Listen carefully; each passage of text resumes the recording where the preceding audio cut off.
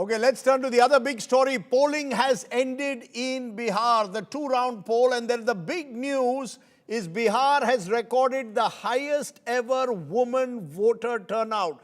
It has not just recorded the highest voter turnout since 1951, but now the Election Commission has given us the data at last, which shows that women have broken the record with the highest ever voter turnout. Remember, in the phase 2 itself that went to the polls, the voter turnout has gone up to 68.73. So there's a huge jump, 65.08 phase 1, 68.73. Overall, the voter turnout could be as high as 10% more than it was in 2020. 71.6% women have voted. The figure for men voters is 62.8. Now, while men actually on the electoral rolls are about 4 to 5% more than women, there's a 9% gap. So many more women have voted in that sense than men. Could the Mahila become the big factor? The battle there is between the incumbent NDA, which has pitched Nitish Kumar as its face, despite not officially naming him as CM candidate, and of course the Mahagathbandhan led by the RJD's Tejashwi Yadav.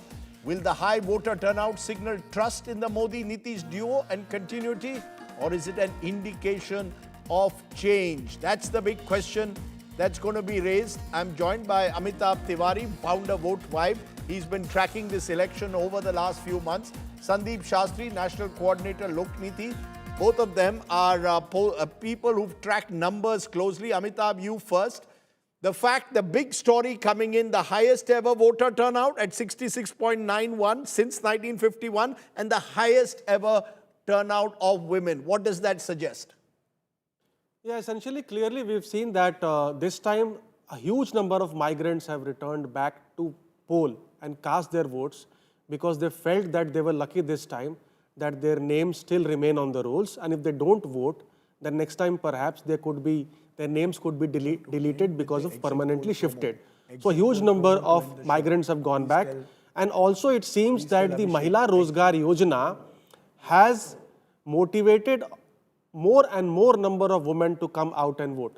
Now we see a 9% lead for females vis-a-vis males in the turnout. Right. And for the first time in the history of Bihar, the number of votes cast by women is also more than men.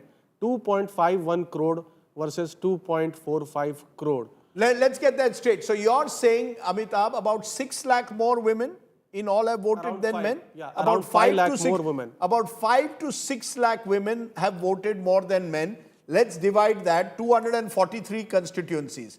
I'm not saying that in all constituencies is equal, average.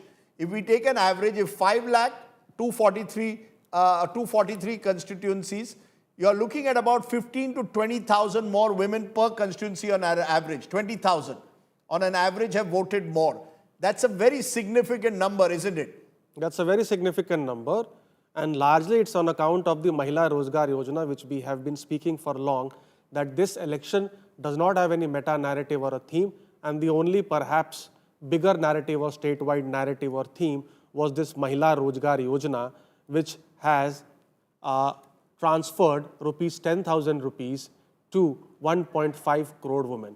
Actually, I think it will be 2,000 voters and not... 2,000 voters, not 20,000 voters. 2,000 voters, but in a close contest, 2,000 voters is not less. So 2,000 voters per, 2,000 more women on an average, have voted more than men across Bihar per constituency. Remember, last time both the parties were roughly 37% each, and the gap in total votes between Gathbandhan versus Gathbandhan was just 12,000 votes. Sandeep Shastri, do you believe, therefore, turnout becomes critical? We've seen in recent elections, Nitish Kumar and the JDU, BJP tend to do better in constituencies where the turnout is higher. In Kosi and Darbhanga, where they did well last time, women voter turnout was higher. In Magad, where it was the Mahagathbandhan that did better, the male turnout was higher. Is turnout, particularly the gender skew, the key now to Bihar in your view?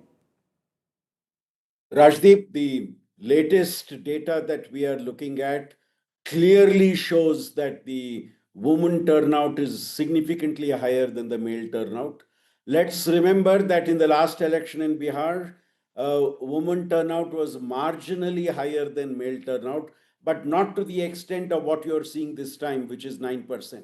While I would endorse the point that Amitabh ji made that the Mahila Rozgar Yojana may have been a key factor in swinging the woman vote, I think we also need to bear in mind two other factors. Possibly a perception among women about the improved law and order situation in the state, also the drive of the Chief Minister Nitish Kumar on prohibition. I think these are two other variables which could be important in the way the woman voter would have voted, because we have seen in past elections that women voters vote on significantly different issues as compared to men. And if the voter turnout of women is so much higher than that of men, I'm sure that these factors would be seen in the result on Friday, and it would be Right. no surprise if the NDA has an advantage because of this factor. Interesting, because we've seen Amitabh Tiwari in recent polls.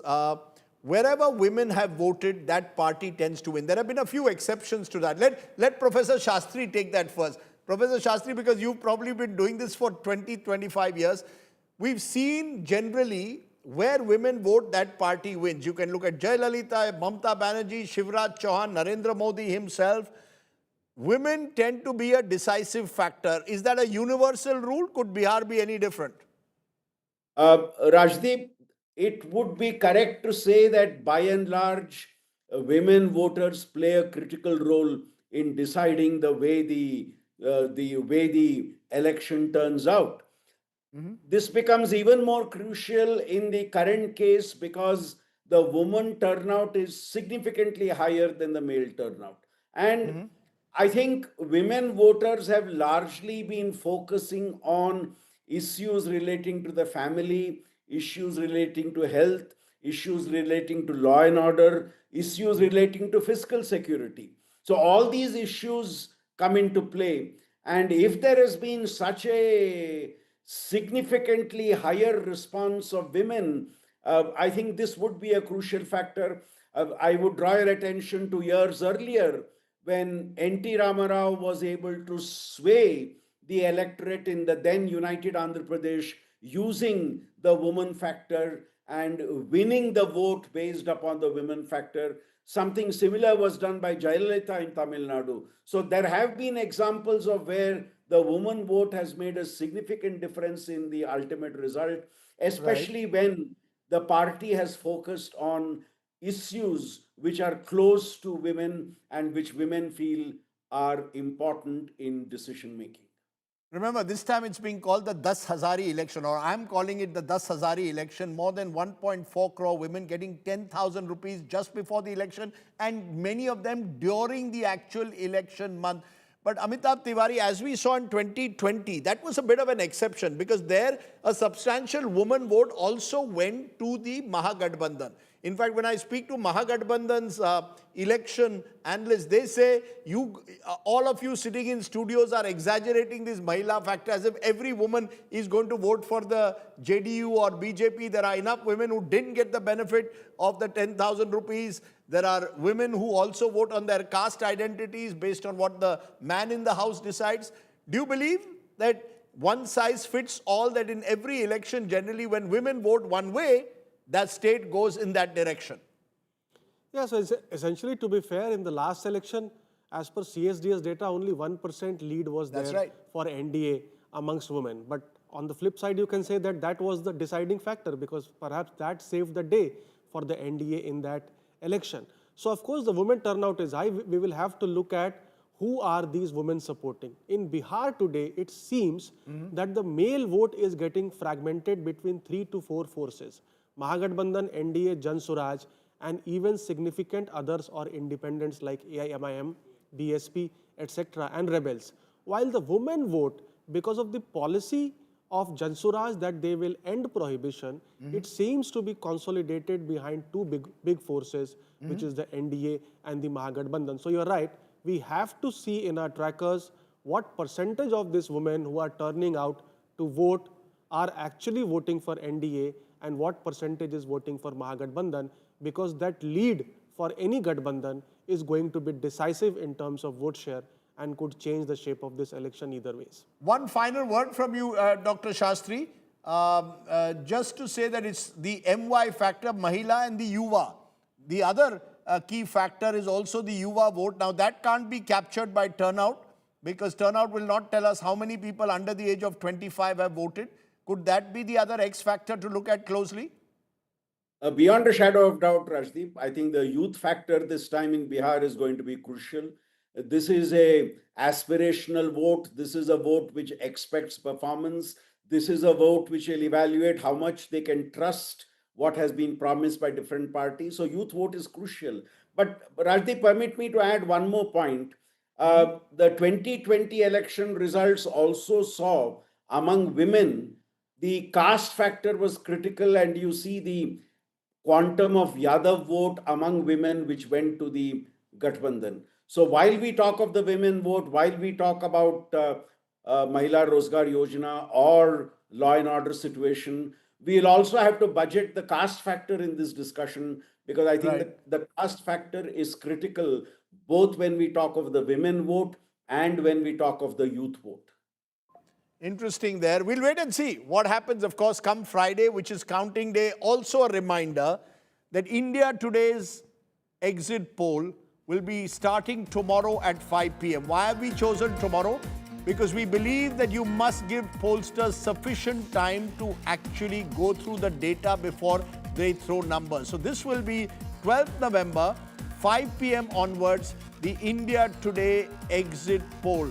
And what's the difference between us and other channels? All I can say is all our reporters who will be analyzing the polls have actually been on the ground.